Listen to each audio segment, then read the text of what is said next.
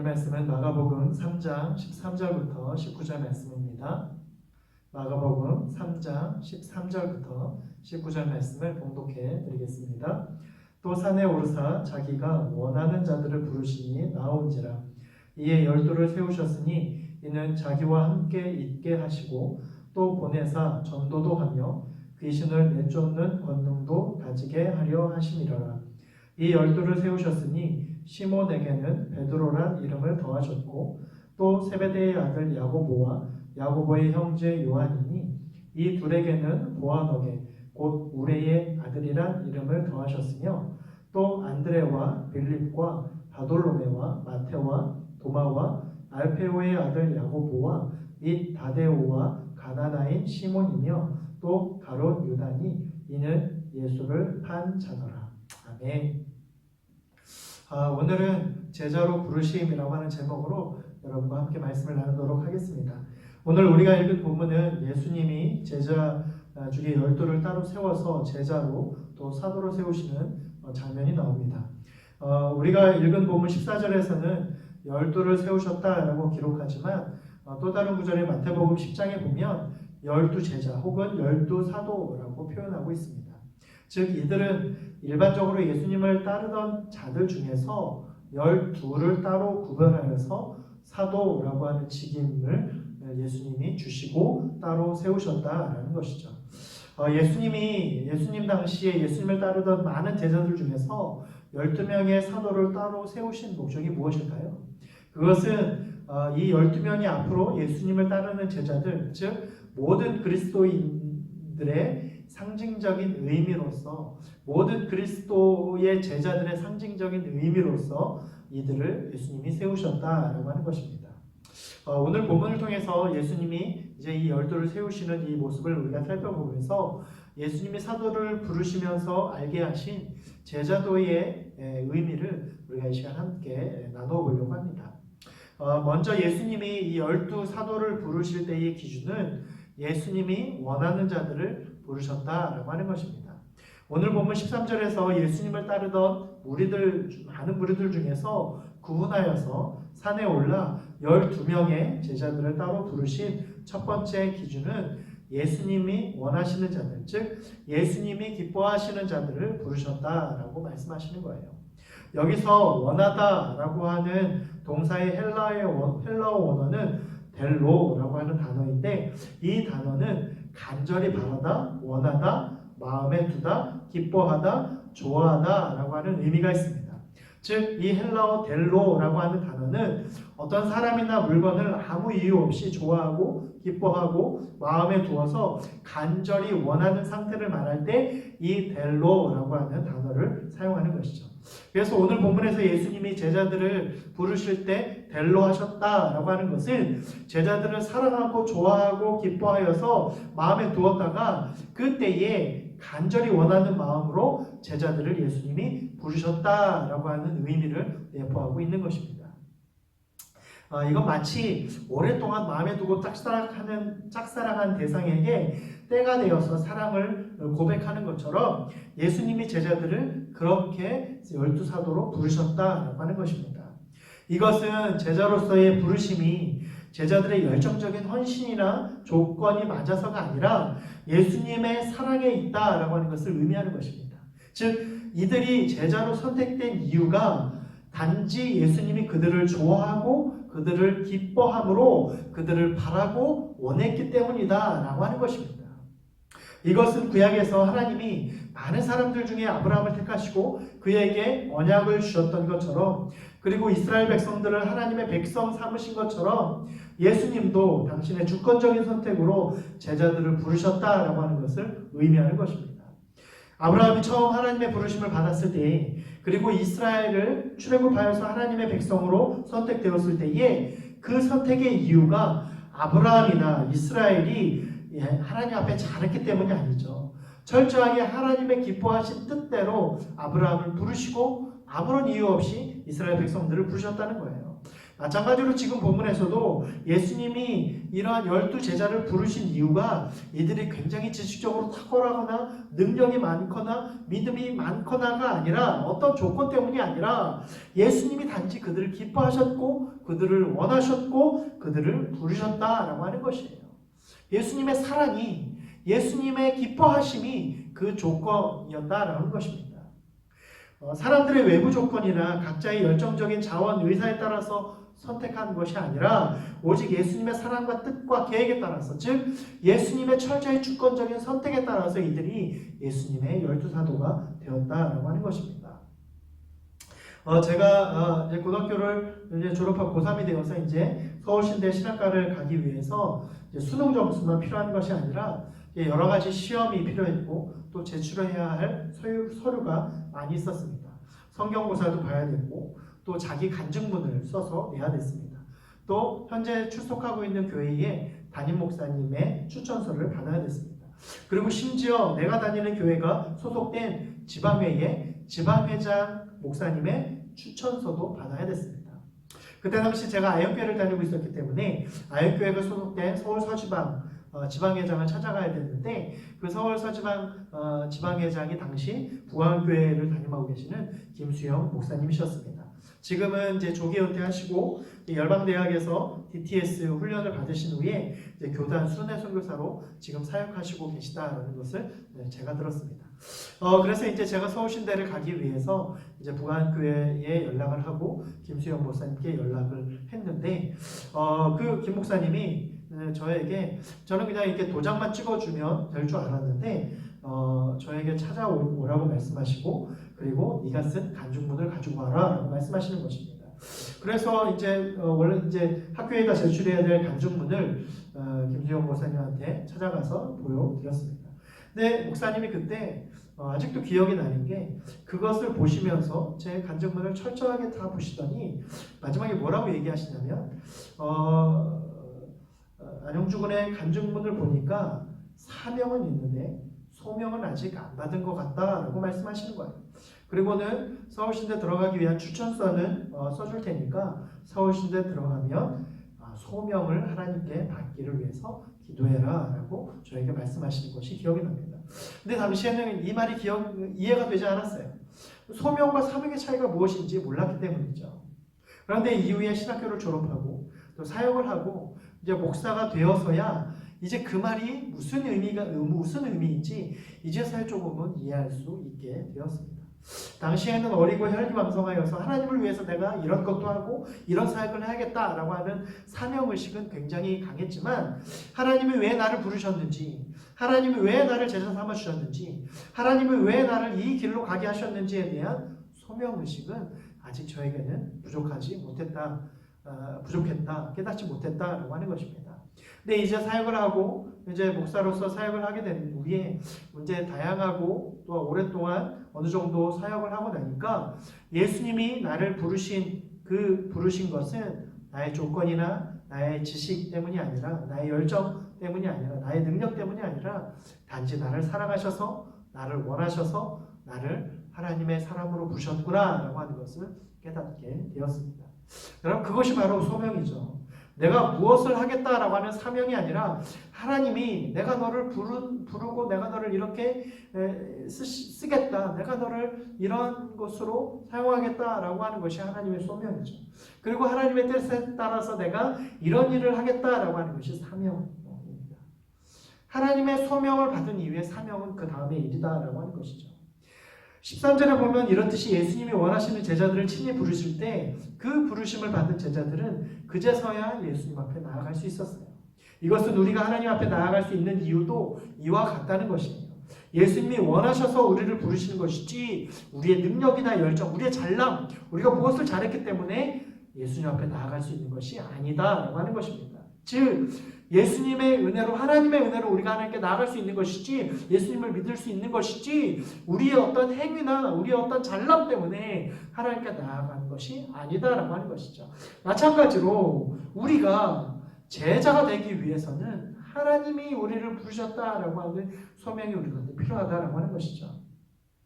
자격도 되지 못한 우리가 하나님의 자녀가 되고 구원의 선물을 받고 하나님의 동역자로 제자로 세움받을 수 있는 것은 우리가 잘났기 때문이 아니라 우리의 지식 때문이 아니라 우리의 능력 때문이 아니라 하나님이 우리를 그렇게 찾으시고 부르시고 원하신다. 그것이 바로 우리가 하나님의 예수님의 제자가 될 수 있는 이유이다라고 하는 것입니다. 다른 이유는 없다는 거예요. 사랑하는 청년 여러분, 예수님이 많은 무리들 중에 12제자를 부르신 것처럼 예수님은 지금도 우리를 당신의 제자로 부르십니다. 여러분을 원하고 계십니다. 여러분은 하나님이 기뻐하시며 좋아하시며 간절히 바라시고 원하는 제자요 성도다라고 하는 것입니다. 그렇기에 지금 이 순간 하나님 앞에 예배할 수 있고 하나님의 쓰임을 받을 수 있다라고 하는 것입니다. 우리를 마음에 두셔서 원하시고 기뻐하시고 좋아하시고 사랑하시는 그 하나님께 나아가길 원합니다. 우리를 데릴로라고 말하시며 우리를 원한다라고 말씀하시고 그 하나님께 우리가 응답하여서 우리도 하나님을 원합니다. 우리가 하나님을 델로합니다라고 간절히 원하고 기뻐하고 좋아해서 하나님의 제자로 세움받을 수 있는 저와 여러분 될 수 있기를 간절히 소망합니다. 두 번째로 예수님이 12제자를 부르신 이유는 그들을 자기와 함께 있게 하려고 부르셨다는 거예요. 14절에 보면 예수님이 12제자를 부르신 이유는 그들을 자기와 함께 있게 하려고, 즉 예수님과 동고동락하려고, 예수님과 동행하려고 부르셨다는 거예요. 왜 예수님이 그들과 함께 있게 하려고 부르셨을까요? 그것은 예수님이 그들과 친밀한 교제를 위해서 부르셨다는 거예요. 그들과 함께 있기를 원하셨기 때문에 부르셨다는 것입니다. 여러분, 그렇다면 제자들의 첫 번째 사명이 무엇입니까? 예수님과 동고동락하는 것입니다. 예수님과 함께 있는 거예요. 예수님과 함께 먹고 자고 예수님과 함께 모든 것들을 함께 하는 것, 그것이 바로 제자의 사명이다라고 하는 것입니다. 여러분, 제자는 스승을 닮아가는 거예요. 스승의 지식만을 취하는 것이 아니라 스승의 모든 생각과 삶의 모습을 그대로 받고 닮아가는 것이 제자의 모습이라는 것입니다. 즉 스승을 외적으로나 뒤적으로나 가장 닮아가는 사람이 바로 충실한 제자다라고 하는 것입니다. 여러분, 그렇다면 이렇게 스승을 닮아가기 위해서 가장 좋은 교육 방법 무엇일까요? 바로 스승의 지식뿐만 아니라 삶의 부분에 늘 함께하는 것입니다. 스승의 일거수일투족을 늘 함께하며 함께 동고동락하며 그의 지식과 그의 삶과 그의 모습까지도 우리가 똑같이 받아들이고 함께 행하는 것이에요. 즉 스승의 껌딱지가 되는 제자가 가장 좋은 제자라는 것입니다. 여러분, 부부가 왜 닮아갈까요? 그것은 서로 사랑하고 늘 붙어있기 때문에 그렇습니다. 함께 먹고 함께 자고 함께 일어나며 함께 늘 붙어있기 때문에 그렇습니다. 마찬가지로 제자는 스승과 늘 붙어있고 동행하는 자들입니다. 제자는 주님을 위해서 내가 하고 싶은 일을 하는 사람이 아니라 주님과 동행하며 주님의 뜻을 묻고 주님이 원하시는 모습으로 빚어나아가는 것, 그것이 바로 제자의 모습이다라고 하는 것입니다. 여러분, 여기서 예수님을 닮아간다는 것은 예수님의 성품을 닮는 거예요. 우리가 예수님의 성품을 닮아가면 어떻게 될까요? 예수님의 성품이 나의 성품이 되면 그 성품이 흘러넘칠 수밖에 없죠.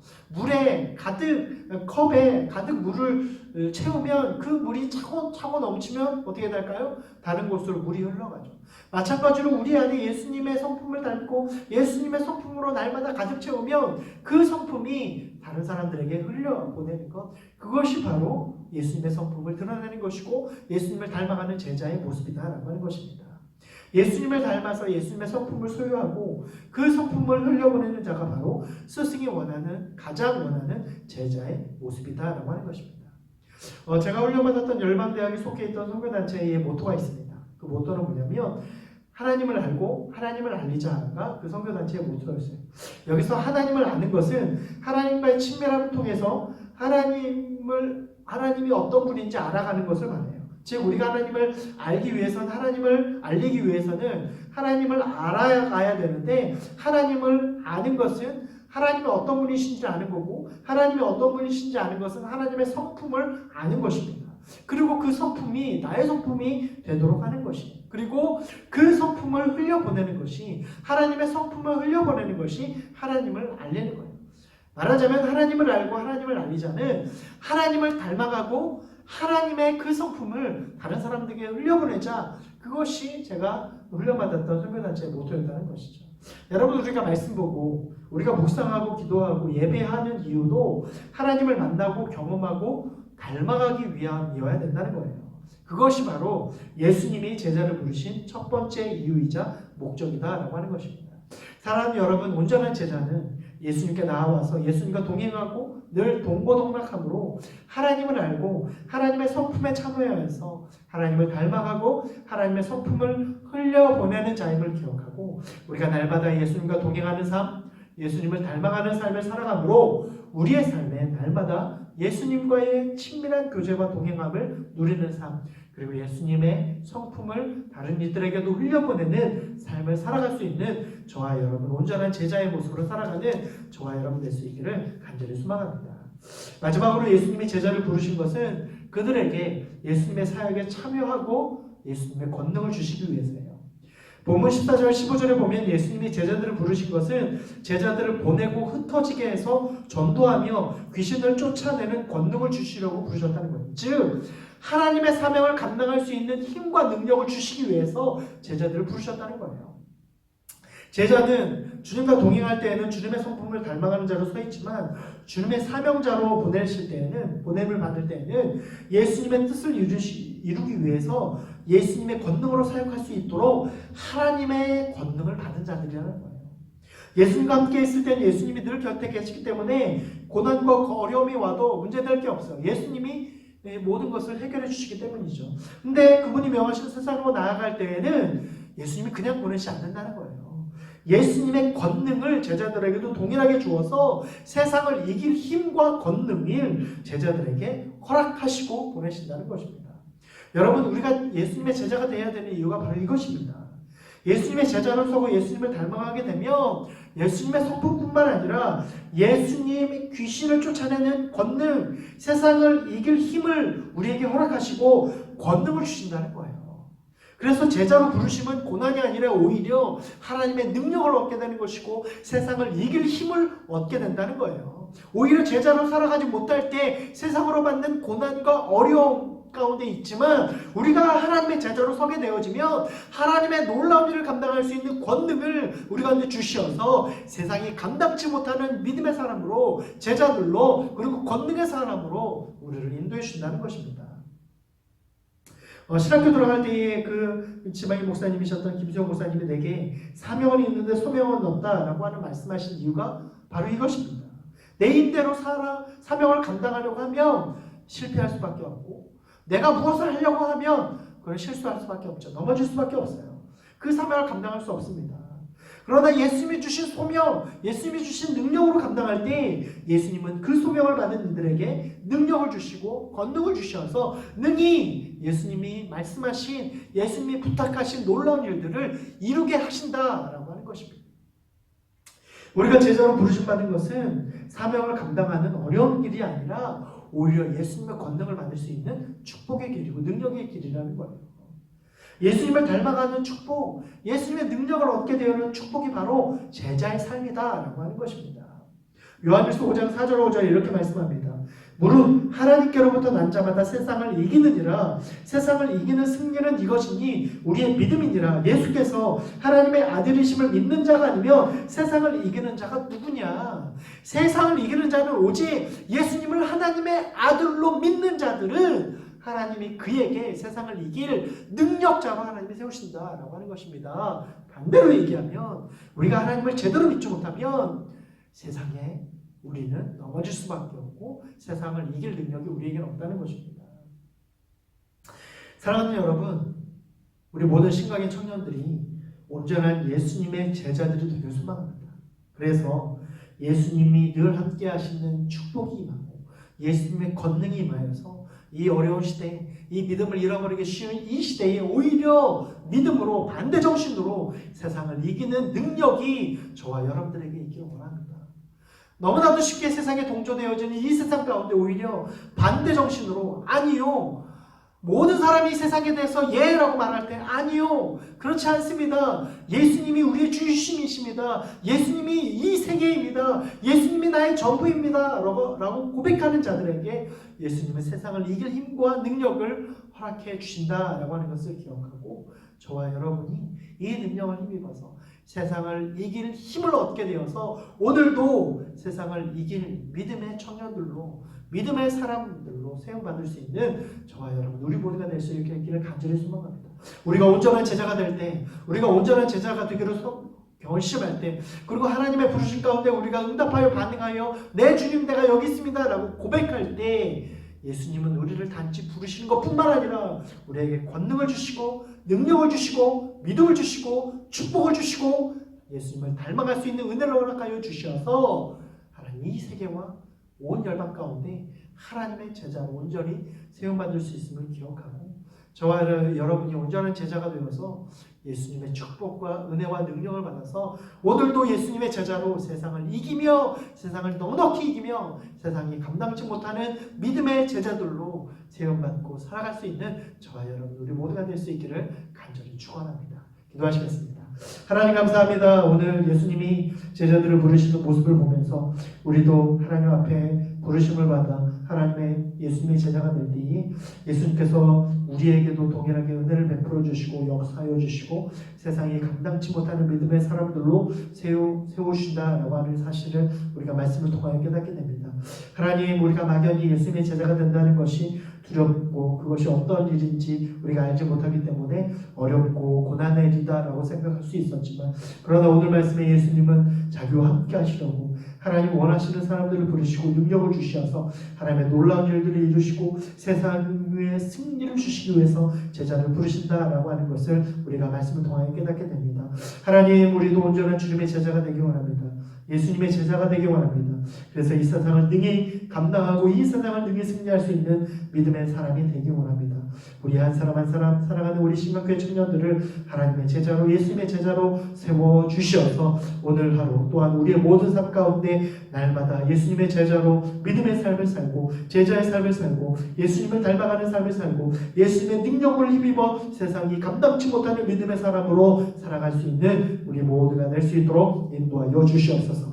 코로나와 또 여러 가지로 우리의 믿음이 흔들리는 이 세상 가운데 흔들리지 않는 믿음을 허락하여 주시고 온전한 제자의 사명과 소명을 우리 가운데 허락하여 주시어서 우리의 삶의 모습 가운데 늘 예수님을 증거하고 예수님의 제자로 살아갈 때에 우리를 통하여 예수님의 성품이, 예수님의 이름이 증거되어지는 온전한 제자의 사명 또한 제자의 삶을 살아갈 수 있는 우리 모든 청년들 되게 하여 주시옵소서. 코로나가 속히 종식되어지고 우리 모든 청년들 함께 나와 예배할 수 있는 기쁨을 우리 모두에게 다시 한번 허락하여 주시고 회복시켜 주시옵소서. 감사드리며 예수님의 이름으로 기도드립니다.